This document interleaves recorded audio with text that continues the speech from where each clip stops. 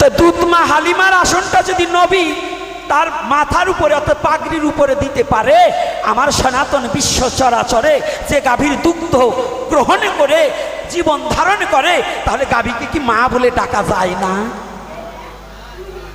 হ্যাঁ, যায় কি না?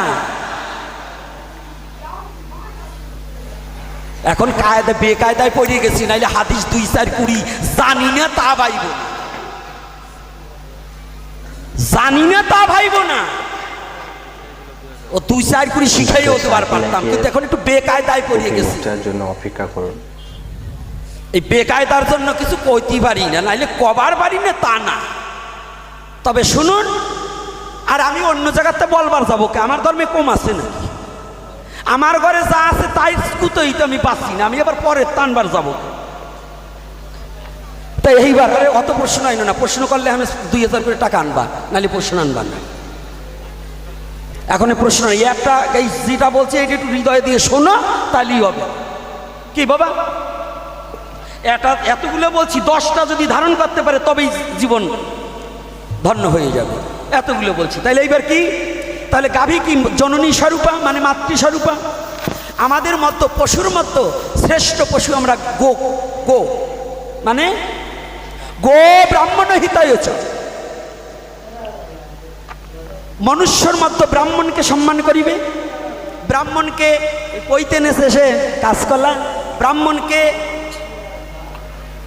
ব্রাহ্মণকে ওই যে উত্তরবঙ্গে একটা বাইরে এসে কয় বাউনের ছাওয়ালি বাউন হবে, মানে পাড়ার ছাওয়াই পাঠাবে, ওটার পেটে আর কিছু হবি না। বাদ দাও। তুমি যদি ওই ছাগলের সাথে সনাতন ধর্মের সাথে তুলনা করো, এইটা কি চলে? ছাগলের ছাগল হবে, এইটাই নিয়ম চলে না। সনাতন ধর্ম সেটা চলে না। সনাতন ধর্ম হচ্ছে সাধনার ধর্ম। ব্রাহ্মণ হতে হলে সাধনা করে আত্মোন্নতি প্রকল্পে ব্রহ্ম তত্ত্বকে অবগত হলে তাকে ব্রাহ্মণ বলে। সেটা ঋষির ছেলেও ব্রাহ্মণ হতে পারে। কথাটা একটু ভালো করে জানতে হবে।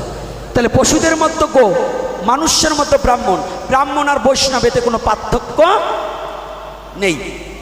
যদি কেউ বলে ব্রাহ্মণের হাতে বৈষ্ণব খায় না, বৈষ্ণবেতে ব্রাহ্মণ খায় না, না, এটা মিথ্যা কথা। আমি আমার ব্রাহ্মণে রান্না করে দিলে খাবো, কিন্তু সেই ব্রাহ্মণটা কেমন একটু তাই দেখবো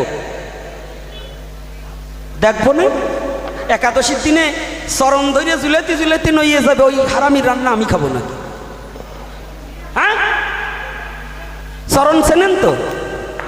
আজকাল সনাতন ধর্মের মধ্যে গুরুদেবের পা ধোয়া জল খায় না, মুরগির পা ধোয়া জল খায়। কারণ হিন্দু বাড়িতে মুরগি পোষে, গুরুদেব দীক্ষা নেবার চায় না।